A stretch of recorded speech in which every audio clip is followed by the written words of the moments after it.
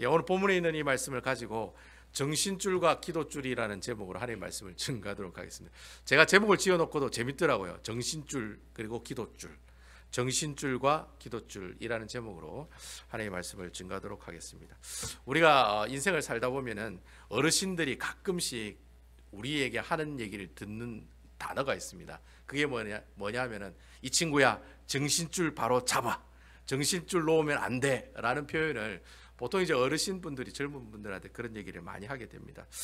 내가 이제까지 경험하지 못한 아주 큰 충격적인 일을 경험했을 때, 뭐 가령 예를 들면 사랑하는 사람이 먼저 떠난다든지, 사랑하는 자녀가 먼저 떠난다든지, 아니면은 내가 가지고 있던 것이 갑자기 막 사라졌을 때, 그때 당황스럽게 되죠. 그때 이제 보통 모든 사람들이 어떻게 합니까? 정신줄을 놓게 되죠. 정신줄을 놓는다는 말이죠. 미친다는 그런 말이겠죠. 어쨌든 그런 어려운 상황들이 갑자기 경험하게 되면은 보통 어르신들이 이보게 자네 정신줄 절대로 놓아서는 안 된다고, 정신 차려야 된다고, 꼭 정신 붙들고 있어야 된다라고 얘기할 때 이 정신줄을 놓으면 안 된다, 마음 단단히 먹고 어떻게 하라? 살아가라. 예, 그런 얘기를 아마 여러분 인생을 살아가시면서 가끔씩 듣기도 하시고, 저도 그런 얘기 몇 번 들었던 것 같아요. 정신줄 놓으면 안 된다, 긴장해야 된다, 내 마음 놓는 그 순간 목회는 실패한다, 뭐 그런 얘기를 우리 선배 목사님들이 저에게 많이 하셨던 것 같아요. 아마 제가 인생을 별로 많이 오래 살지는 않았습니다만, 제가 살아가면서 정신줄 놓았을 때가 한번 있었던 것 같아요. 제가 뭐 나름대로 신앙생활은 잘했다고 생각하는데, 제가 인생을 살아가면서 제가 정신줄을 한 번에 탁 놓았을 때가 있었습니다. 그때가 언제 때였냐면은, 제가 여러분들에게 몇 번 간증으로 설교로 또 말씀을 드렸습니다만, 저희 어머니가 갑자기 돌아가셨을 때였습니다. 저희 어머니는 오랫동안 당뇨 후유증이 오셨어요. 그래가지고 걷지도 못하시고 보지도 못하시고, 나중에는 자녀들 얼굴을 구분을 못하시더라고요. 치매도 오시고, 그렇게 이제 한 2년 동안 누워 계시다가 돌아가셨는데, 뭐 주님의 은혜로 예수님을 영접하고 돌아가셨어요. 돌아가셨는데 사실 어머니가 오랫동안 누워 계셨기 때문에 뭐 어머니 돌아가시는 것에 대해서 그다지 그래 충격으로 다가오지는 않았었어요. 왜냐하면 어머니가 이제 곧 돌아가시겠구나라는 생각을 했기 때문에, 뭐 나름대로 준비를 하고 있었기 때문에, 뭐 어머니가 갑자기 돌아가셔도 잘 이길 수가 있겠지, 버틸 수가 있겠지, 그렇게 생각을 했었습니다. 그래서 뭐 어머니 뭐 돌아가셨을 때 이제 어머니 하늘나라 가셨구나. 어쨌든 제가 목사이기 때문에 어머니께 예수님 영접하는 영접기도를 하고, 어머니가 또 예수님 믿으시고 교회는 나가지는 못하시고, 이제 너무 걷지를 못하시니까 교회는 나가지 못하시고 제 설교 한 번도 들어보지도 못하시고 그냥 그렇게 병성에서 누워 계시다가 돌아가셨어요. 근데 어머니가 돌아가셨을 때는 하늘나라 가셨으니까 괜찮겠다라는 생각을 했어요. 뭐 고통 없는 곳으로 가셨으니까 괜찮겠다, 잘 됐다라고 생각을 했는데, 장례를 다 마치고 난 다음 그날부터 문제가 이제 저에게 오기 시작한 거예요. 그날 저녁부터 잠이 오지 않는 거예요. 그래서 어머니가 돌아가시고 난 그날 그 저녁부터 잠이 오지 않는 거예요. 이게 불면증이라는 걸 제가 경험을 하게 되었다라는 거죠. 자꾸 밤마다 자꾸 그런 생각이 드는 거예요. 어머니한테 미안하기도 하고 죄송한 마음이 너무 크게 드는 거예요. 그래서 사실 목사인데도 불구하고 어머니를 제대로 섬기지 못한 것, 그리고 또 특히 제가 그 목사인데도 불구하고 가만히 뒤돌아보니까, 그때 불면증 걸리면서 뒤돌아보니까 어머니에게 사랑한다는 말을 한 번도 안 했던 것 같아요. 그래서 아무리 기억을 해도 내가 어머니에게 사랑합니다라고, 여러분 오늘 제 설교를 들으시고 어머니한테 사랑한다는 말 안 하신 분 있으시면 지금이라도 꼭 하시기 바랍니다. 살아계실 때 사랑합니다라는 표현을 거의 안 했던 것 같아요. 기억이 안 나는 거예요. 그래서 너무 화가 나는 거예요. 그래서 잠을 못 자는 거예요. 아니, 목사가 성도들한테는 아이 권사님 사랑합니다, 누구누구 자매님 사랑합니다, 그런 사랑합니다라는 표현을 써요. 근데 실질적으로 제 어머니한테는 사랑한다는 표현을 거의 쓰지 못했다라고 하는 거죠. 그거에 대한 어떤 자책감, 죄책감, 그것 때문에 밤에 잠이 안 오는 거예요. 그래서 하루가 지나면 괜찮았겠지라고 생각했는데, 하루 지나고 이틀 지나고 일주일이 지나고 2주일이 지나고 그게 한 달이 지나가도록 불면증이 낫지를 않는 거예요. 그러니까 여러분, 사람이 잠을 못 자면 어떻게 됩니까? 정신줄을 놓게 되는 거예요. 사람이 잠을 못 자니까 모든 것들이 다 어떻게 해요? 다 멈춰지는 그런 경험을 하게 됐다라는 거예요. 야, 그 제가 그때 교회 부목사로 있으면서 성도들 중에 불면증 시달리는 성도들이 있었거든요. 그래서 제가 가끔 가서 기도해드리고 막 그런 분들이 있었어요. 근데 내가 직접 불면증을 겪으니까 야, 이거 뭐 사람이 정말 미치겠더라고요. 그래서 이거 의학적인 전문 용어로 뭐라고 얘기합니까? 미치고 활딱 뛴다고 그러죠. 미치고 활딱 뛴다고. 진짜 미치고 활딱 뛰는 일이 일어나더라고요. 목사가 예수를 믿는데도 어머니 돌아가신 것 충격 때문에 한 달 동안 정신줄 놓고 살아가게 되더라는 거예요. 그래서 뭐 제가 평소처럼 교회는 나갔어요. 교회가 제 직장이니까. 교회가 좀 큰 교회였거든요. 교회가 직장이니까 교회는 나가요. 예배도 드리고 새벽 기도도 가요. 목사니까. 목사님 교회가 직장이니까 예배 드리러 가고 새벽 기도도 가고 매일 교회 사무실에 출근을 해요. 근데 출근해서 책상이 앞에 있으면 그때부터 멍하니 멍 때리면서 있는 거예요. 아무 생각도 안 하고. 제가 교회 제 나름대로 부목사로서 일을 해야 되는데 일이 손에 잡히지가 않는 거예요. 그러니까 아무것도 하지 못하고 멍 때리고 있는 일들이 너무나도 많았다는 거예요. 그래서 나중에 제가 이 불면증을 극복하고 난 다음에 수석 부목사님이 한 날은 저를 불러 그래 얘기하더라고요. 담임 목사님이 너 보고 그런 얘기를 하더라. 뭐라고 얘기하느냐면 그때 담임 목사님이 포동계 김문호 목사님이었으니까 김문호 목사님도 얼마나 또 이걸 잘하십니까? 이것도 막 이걸 아주 격하게 표현을 잘하시거든요. 그래서 수석 부목사를 불러놓고 그런 얘기를 했대요. 문 목사가 말하더라고. 어머니가 돌아가시는데 저게 제정신이겠느냐고. 제정신이 아니라고. 그러니까 정신줄 놓고 있으니까 그냥 가만히 놔두라고.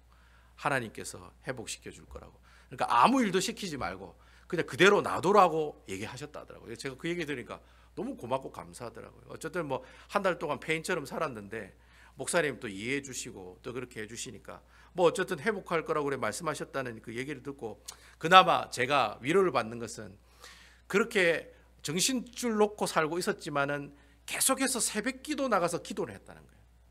목사이기 때문에 나가서 기도했지만 그래도 목사라고 그래도 꼴의 목사라고 기본은 있다는 거예요. 그래서 내가 항상 어떻게 해요? 기도 자리는 내가 어떻게 놓지 않기 위해서 내가 정신줄은 놓았지만 기도줄은 어떻게 해요? 그나마 그래도 붙들고 있었다라고 하는 겁니다.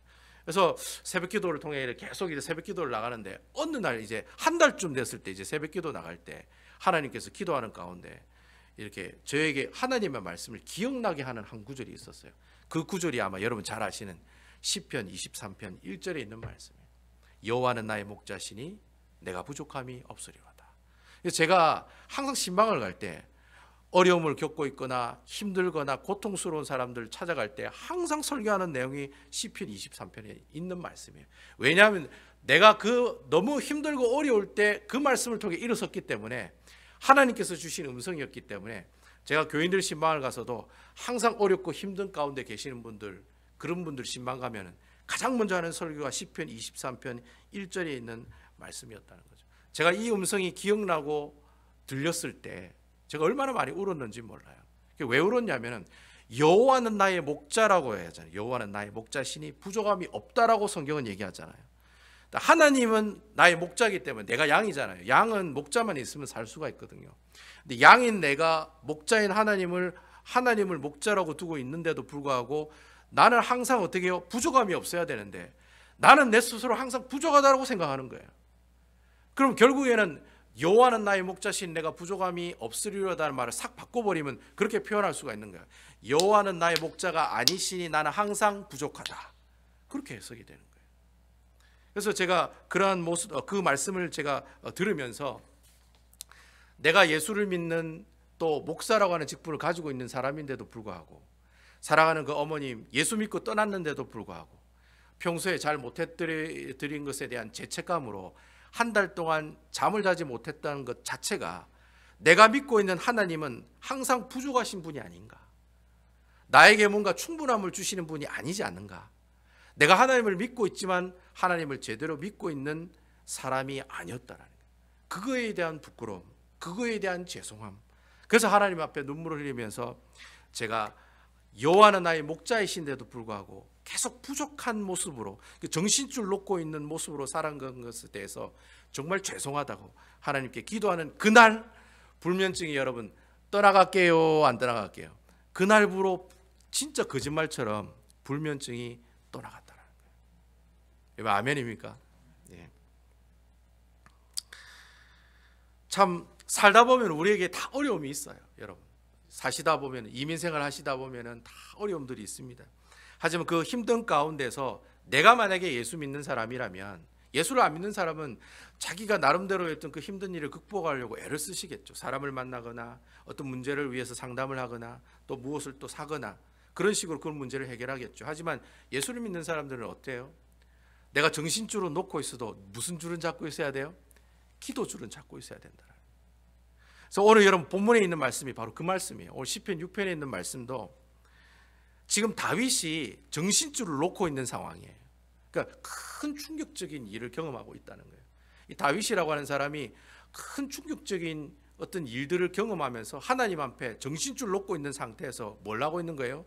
기도하고 있는 내용을 오늘 본문의 말씀을 통해 우리에게 보여주고 있다라고 하는 겁니다. 그래서 여러분 1절 말씀을 한번 보세요. 오늘 성경의 1절 말씀을 보시면 여호와여 주의 분노로 나를 책망하지 마시오며 주의 진노로 나를 징계하지 마옵소서. 처음에 다윗이 처음부터 그렇게 얘기하는 거예요. 여호와여 하나님 하고 부르는 거예요. 하나님 나를 책망하지 말아 주십시오. 당신의 분노로 나를 징계하지 말아 주십시오. 당신의 진노로 이렇게 지금 얘기를 하고 있어요. 제가 지금 금방 얘기한 히브리어 본문에 나와 있는 그대로 해석을 한 겁니다. 여호와여 나를 책망하지 말아 주십시오. 주의 분노로. 여호와여 나를 징계하지 말아 주십시오. 주의 진노로. 그렇게 다윗이 지금 하나님 앞에 간절하게 뭔가 부르짖고 기도하고 있는 모습을 보여주고 있다는 거예요. 왜 하나님에게 다윗이 이렇게 분노하지 마십시오, 진노하지 마십시오, 왜 그렇게 얘기했을까요? 지금 하나님이 되게 열받아 있는 상태라는 거예요. 다윗이 분명히 무슨 죄를 지었던 것 같아요. 그 죄가 무엇인지는 오늘 성경에 우리에게 얘기하고 있잖아요. 하여튼 다윗이 하나님의 분노를 일으키고 진노를 일으키는 어떤 죄를 지었던 것 같아요. 그 죄를 지은 그 다윗을 향해 하나님께서 무엇을 주셨냐면 병을 주셨다는 거예요. 질병을 주셨다는 거예요. 근데 그 질병이 너무나도 힘들고 고통스러웠다는 거예요. 그 고통스럽고 힘든 그 상황, 바로 멘붕에 빠져 있는 그 상황, 너무 힘드니까 하나님께서 그가 지은 죄를 대신해서 다윗에게 질병이라고 하는 큰 병을 주셨어요. 그렇다고 여러분 내가 하나님 말씀 안 들으면 병을 얻고 하나님 말씀 잘 들으면 병 떨어지고 그런 얘기는 아닙니다. 여러분 여기서 말하는 내용이 성경에 있는 내용이 그렇다는 거예요. 그가 어떠한 죄를 지었는데 그 죄값으로 하나님께서 다윗에게 큰 질병과 같은 고통을 주셨다라는 거예요. 그 질병과 같은 고통을 다윗이 경험을 하는데 너무 힘들고 어려운 거예요. 너무 아픈 거예요. 그러니까 오늘 이 다윗이 정신줄을 놓고 있는 장면을 오늘 이 본문의 말씀을 통해 우리에게 얘기해 주고 있다는 거예요. 근데 여러분 참 은혜로 참 다윗이 하나님께 하나님의 마음이 합한 자라고 칭찬받는 사람이었잖아요. 다윗이 왜 하나님께 칭찬받는 이유가 나와요. 여러분 오늘 1절 말씀에 보면 저를 책망하지 마세요. 주님 저를 징계하지 마세요. 지금 이 내용이 어떤 내용입니까? 기도하는 내용이라는 거예요. 그러니까 다윗은 자기가 정신줄을 놓고 있는 그 어려운 가운데 하나님께 하고 있는 행동이 있는데 그 행동이 뭐예요? 하나님께 기도하고 있는 모습을 우리에게 보여주고 있다라고 하는 것입니다. 여러분 오늘 이 시편 6편에 나오는 이 말씀의 핵심 키포인트가 그거예요. 정말 가슴이 아픈 일이 오고 정말 말로 표현할 수 없는 그런 고통이 내게 왔을 때 내가 예수를 믿는 사람으로서 가장 먼저 하나님 앞에 보여드려야 될 행동이 뭐냐? 바로 주님 앞에 무릎 꿇고 기도하는 모습들이다라고 하는 겁니다. 그래서 그가 하나님 앞에 그렇게 부르짖고 기도하는 그 이유가 2절부터 7절까지 쭉 나오고 있는 거예요. 그가 왜 이렇게 하나님 앞에 주님 저를 징계하지 마십시오. 주님 저에게 이런 진노를 베풀지 마십시오. 이런 모습들 극복하게 해달라고 기도하는 이유가 2절부터 7절까지 우리에게 쭉 얘기하고 있다는 거예요. 그래서 여러분 그 2절에 여러분 성경 말씀의 2절을 딱 보시면 2절에 무슨 내용이 있습니까? 2절에 보시면 여호와여라고 하는 단어가 먼저 나오죠. 여러분 원래 히브리어 단어에는 원어에 보면은 영어에도 보면 나와 있습니다만 영어에도 보면 나와 있지 않습니다만 2절에 보면 2절 앞에 여호와여라고 하는 앞에 무슨 내용이 나오냐면은 왜냐하면이라고 하는 단어가 있어야 돼요. 그래서 여러분 연필로 2절에 여호와여 앞에 왜냐하면이라는 단어를 쓰세요. 왜냐하면 앞에 여호와여 주의 분노로 나를 책망하지 마시오며 주의 진노로 나를 징계하지 마시옵소서. 왜냐하면 그러면서 이야기가 진행이 되는 거예요. 그 왜냐하면이 오늘 본문에 빠져 있어요. 이 번역을 하면서 그 왜냐하면이라는 because라는 말을 빼버렸어요. 그래서 여러분 왜냐하면이라는 단어를 넣으면 오늘 본문의 말씀을 쉽게 이해할 수가 있다는 거예요. 왜냐하면 왜 나로 하여금 이런 징계에서 벗어나게 해달랍니까? 내가 수척하여 싸우니 몸이 너무나도 마른다라는 거예요. 내 몸이 너무나도 상한다라는 거예요. 상하니까 어떻게 해요? 주의 진노를 거두어 달라, 내게 은혜를 베풀어 달라, 그렇게 얘기를 하고 있는 거예요. 그리고 3절에 보시면 뭐라고 얘기합니까? 나의 뼈가 떨고 있습니다. 나를 뭐예요? 고쳐달라고 얘기하는 거예요. 내 몸의 뼈도 떨고 내 영혼도 떨고, 이건 뭐 내 몸이 떤다는 말이 무슨 말이에요? 정신적으로 너무나도 힘들다는 거예요. 정신적으로 너무나도 멘붕이 와 있다라는 거예요. 이런 것들도 하나님께서 어떻게 해달라? 고쳐달라. 그리고 다윗이 너무나도 고통스러운 병이 자신에게 생기니까 어떻게 해요? 하나님께서 이 고통 상황 가운데 있는 이 모습들을 보면서 4절에 뭐라고 얘기하고 있습니까? 하나님이 다시 돌아와 달라, 그렇게 얘기하고 있어요. 하나님께서 다시 돌아와 달라. 왜 하나님이 다시 돌아와 달라고 얘기하고 있느냐면은 다윗은 그렇게 생각했어요. 내가 이렇게 질병을 얻은 이유가 내가 죄를 지었기 때문에 그렇다. 내가 죄를 지었기 때문에 하나님께서 벌로서 나에게 이런 병을 주셨고, 또 하나님께서 잠시 그 병을 통해서 하나님 내 몸에서 어떻게 해요? 잠시 떠나가고 있다라고 생각을 한 거예요. 그래서 다윗이 기도하면서 그 떠나가신 그 하나님이 다시 돌아오라고. 왜요? 너무 아프니까. 몸이 너무 아프니까. 하나님께서 나에게로 돌아오시면, 하나님이 나와 함께 하시면 내가 가지고 있는 병이 나을 수가 있다고 확신하니까 주님께서 다시 돌아와 달라고, 돌아와 오셔서 내 영혼을 건지시고 주님의 사랑으로 자신을 구원해 달라고 간절하고 기도하는 내용이 바로 2절과 4절에 있는 말씀을 계속해서 얘기하고 있다는 거예요.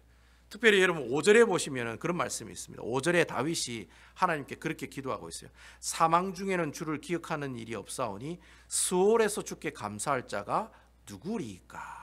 여러분, 이 사망이라고 하는 말은 내가 교통사고를 당해서 죽는다는 말도 사망이잖아요.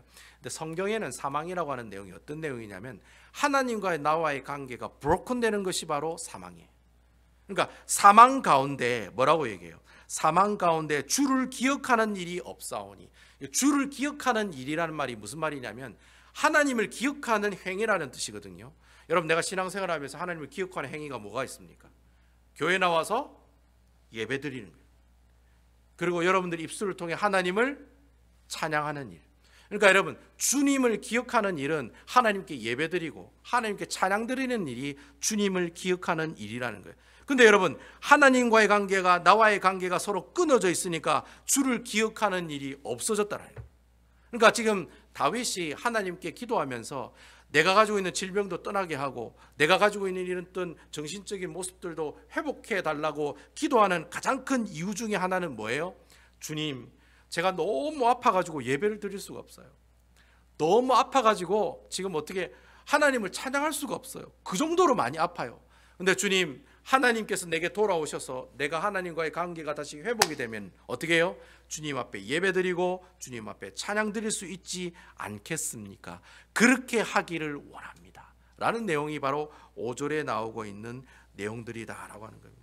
그러니까 너무 고통스러우니까 다윗이 그렇게 얘기를 하는 거예요. 그럼 도대체 얼마나 고통스러우냐? 그 고통스러운 정도가 6절에서 7절의 말씀에 우리에게 얘기하고 있다는 겁니다. 6절과 7절에 있는 말씀 제가 읽어보도록 하겠습니다. 내가 탄식함으로 피곤하여 밤마다 눈물로 내 침상을 띄우며 내 요를 적시나이다. 7절, 내 눈이 근심으로 말미암아 쇠하며 내 모든 대적으로 말미암아 어두워졌느니라.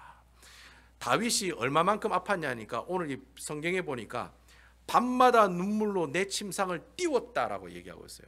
여러분, 침상을 띄웠다 얘기하면 물에 둥둥 떴다라고 얘기할 수가 있는데, 원래 이 성경의 원어로 된 히브리어로 보면은 물에 떴다는 얘기가 아니라 스위밍했다, 수영했다라는 표현을 얘기하고 있어요. 그러니까 너무 눈물을 많이 흘려가지고 그 눈물이 바다가 된 거예요.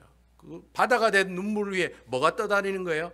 침대가 떠다니는데 침대가 꼭 뭘 하고 있는 거예요? 수영을 하고 있는 것처럼 둥둥 떠다니고 있다라는 거예요. 그만큼 너무 힘들고 너무 괴로우니까 눈물을 그만큼 많이 흘렸다는 거예요. 심지어 그 뒤에 보면 내 침상을 띄우면 내 요를 적시나이다. 이 요라는 말은 이제 매트리스고 침대를 말하거든요.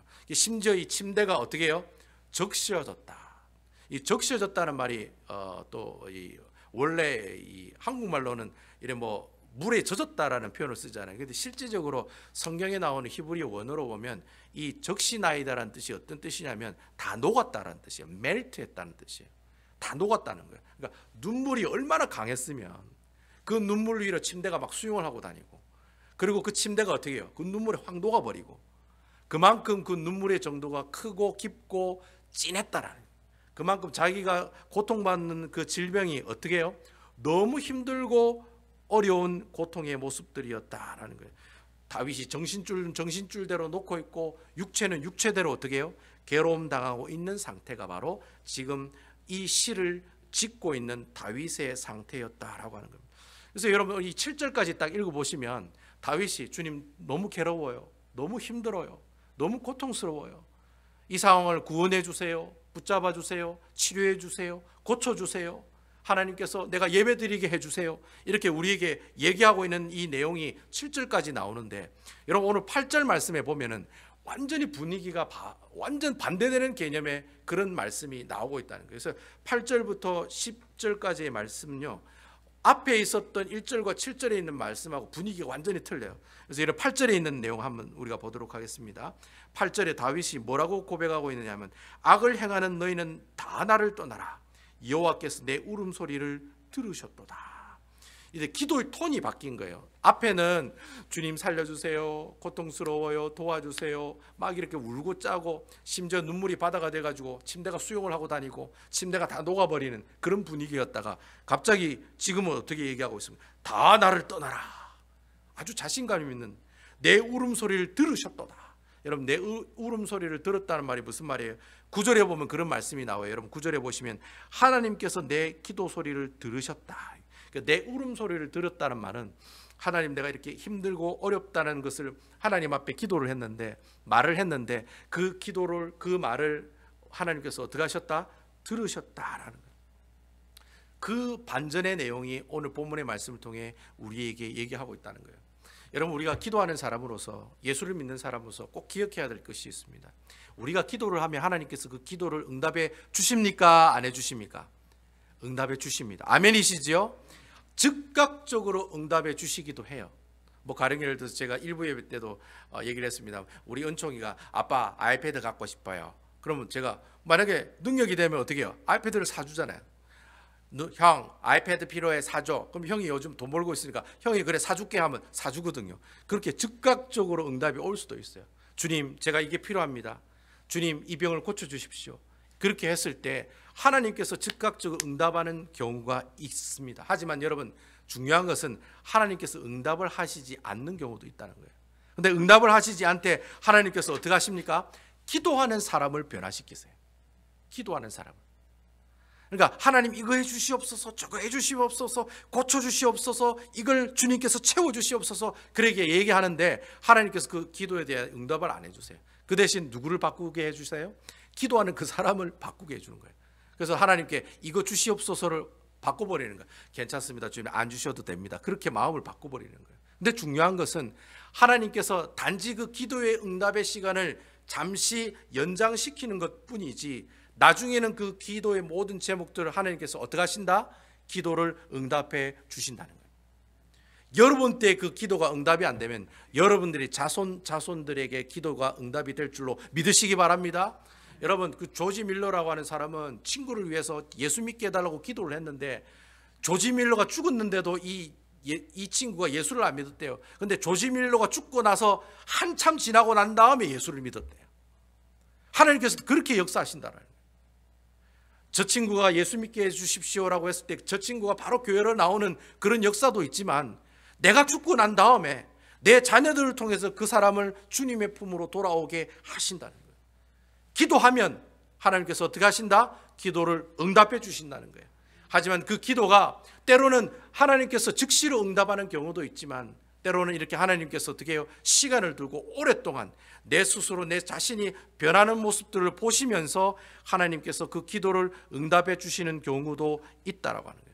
여러분 그러한 제가 말씀드린 이 두 번째의 경우가 오늘 본문의 9절과 10절에 나오고 8절 9절과 10절 말씀을 통해 우리에게 표현되고 있다는 거예요. 여러분 9절 말씀을 보시면 뒤에 보면은 여호와께서 내 기도를 받으시리로다라고 얘기하고 있어요. 10절에 보면은 갑자기 부끄러워 물로 가리로다라고 하는 표현이 있어요. 여러분, 이 표현은 과거형이 아니에요. 미래형이에요. 그러니까 앞으로 받을 것이고 앞으로 물러날 것이다 라고는 의미를 가지고 있어요. 근데 여러분 8절과 9절에 보면은 여호와께서 내 울음소리를 들으셨도다. 그리고 9절에 보면은 여호와께서 내 간구를 들으셨으며 라고 할 때 들으셨다라고 하는 그 표현은 past로 되어 있어요. 과거로 되어 있어요. 그러니까 이미 하나님께서 어떻게 해요? 내 기도를 응답해 주셨다는 거예요. 들어주셨다는 거예요. 하지만 오늘 9절과 10절에 있는 말씀처럼 뭐예요? 하나님께서 너의 기도를 어떻게 해요? 받으셔서 너의 대적들이 앞으로 물러날 것이다. 내가 지금 주님 이 대적들이 물러나게 하옵소서, 이 원수들을 이기게 하옵소서라고 기도를 했는데 지금 당장은 그 원수들이 떠나질 않을 거예요. 근데 하나님께서는 뭐라고 얘기하세요? 미래형의 말씀을 쓰시면서 물러가게 할 것이다. 아멘이죠? 내 기도를 받으실 것이다 라고 미래형으로 사용하고 있다는 거예요. 이 말이 무슨 말이에요? 내가 기도하는 모든 기도의 내용들이 지금은 당장 이루어지지 않아도 분명히 하나님께서는 그 기도의 제목을 기억하시고 어떻게 해요? 그 기도를 분명히 응답해 주신다는 겁니다.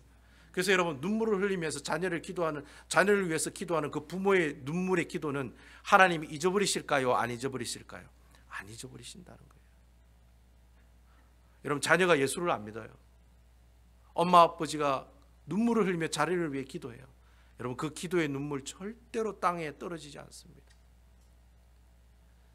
내가 지금 살아있지 않고 내가 죽어서 나중에 하늘나라에 올라가더라도 그 기도의 제목은 하나님께서 항상 기억하고 계십니다. 무슨 일이 있더라도 그 자녀가 주님의 품으로 돌아오게 하는 역사가 있을 줄로 믿으시는 여러분 되시기 바랍니다. 자녀가 돌아오지 않으면 손주가 돌아오고, 손주가 돌아오지 않으면 그 자손 때에 예수 그리스도를 믿는 하나님 나라의 백성들을 세워주신다는 거예요. 이게 바로 기도줄을 붙잡고 있는 사람들이 하나님께서 주시는 축복들이라는 거예요. 그 축복들을 생각하니까 다윗이 너무나도 고맙고 감사한 거예요. 그래서 여러분 8절 이후로 다윗의 기도는 어떻게 해요? 앞에 있는 기도와 완전 반대의 기도라는 거예요.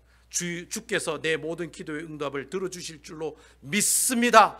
감사합니다. 아멘입니다. 라는 그런 확신을 가지고 하나님 앞에 찬양하고 기도하고 있는 내용이 바로 8절에서 10절에 나오는 마지막 기도의 모습들이라고 하는 겁니다. 여러분, 신약 성경에 보면은 우리에게 기도의 모범을 보여주신 한 분이 계십니다. 여러분, 누구시죠?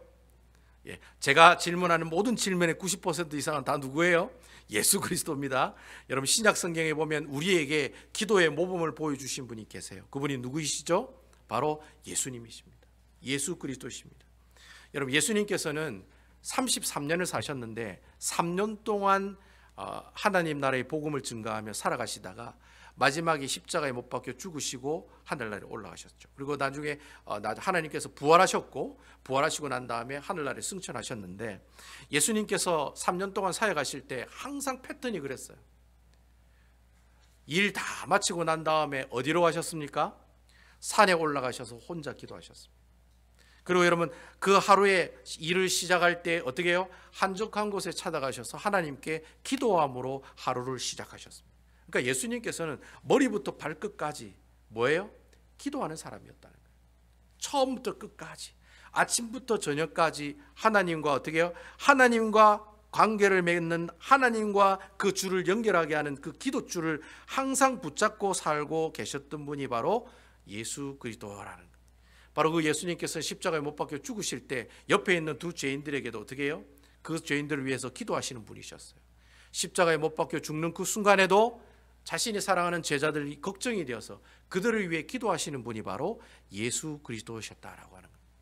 그러니까 여러분, 우리 예수님께서는 처음부터 끝까지 제가 말씀드린 대로 기도줄을 붙잡고 살아가셨던, 우리에게 기도에 관한 모범을 보여주신 분이 바로 예수 그리스도시었다라는 겁니다. 여러분, 예수 믿는 사람이 살아가다 보면, 예수쟁이가 살아가다 보면은 정신줄 놓고 살아갈 때가 있습니다. 왜 없겠습니까? 사람이 미쳐서 살아갈 때가 있어요. 내가 이래 살아도 되나 싶을 정도로 하나님께서 기뻐하지 않는 삶으로 살아갈 때가 있습니다. 하지만 여러분, 내가 너무 힘들고 너무 고통스럽고 너무 상처가 되는 모습들 때문에 정신줄은 혹시 낳는 그런 모습이 있다 할지라도 무슨 줄은 꼭 붙들고 있어야 돼요? 기도줄은 꼭 붙들고 있어야 되는 것입니다. 그것이 하나님 나라의 백성으로서 사랑스러운 하나님 자녀로서 우리가 그 기도줄을 꼭 붙들고 있으면 하나님께서는 내가 하나님 앞에 기도했던 그 모든 기도의 제목들을 기억하시고 그 기도의 제목들을 어떻게 해요? 끝까지 응답해 주시는 분이 바로 우리 주 여호와 하나님이시라는 거예요. 그러니까 여러분, 기도의 끈을 붙잡는다라는 말이 무슨 말이에요? 하나님의 손을 붙잡는다는 말이에요. 저는 여러분들이 한 주간 살아가시면서 이 기도의 끈을 놓지 말았으면 좋겠습니다. 기도의 자리에, 여러분들이 기도의 자리에 오셔야 되고 기도하는 시간에 하나님 앞에 기도하시는 분이 되었으면 좋겠어요. 그리고 하나님께서 주시는 그 기도의 응답의 역사를 통해 살아계시고 역사하시는 그 하나님 만나고 찬양하는 그런 여러분들 다 되시기를 주님의 이름으로 축원을 드리겠습니다. 자, 우리 따라합시다. 기도의 자리를 회복하자. 정신줄은 놓아도 기도줄은 붙잡자. 예, 기도하는 자에게 하나님 놀라운 역사가 있을 줄로 믿으시기 바랍니다. 기도하는 그 사람에게 하나님께서 복 주시고 하나님 은혜가 넘치는 귀한 모습들이 나타날 것입니다. 아무쪼록 이렇게 살아가신 여러분 되시기를 주님의 이름으로 축원을 드리겠습니다.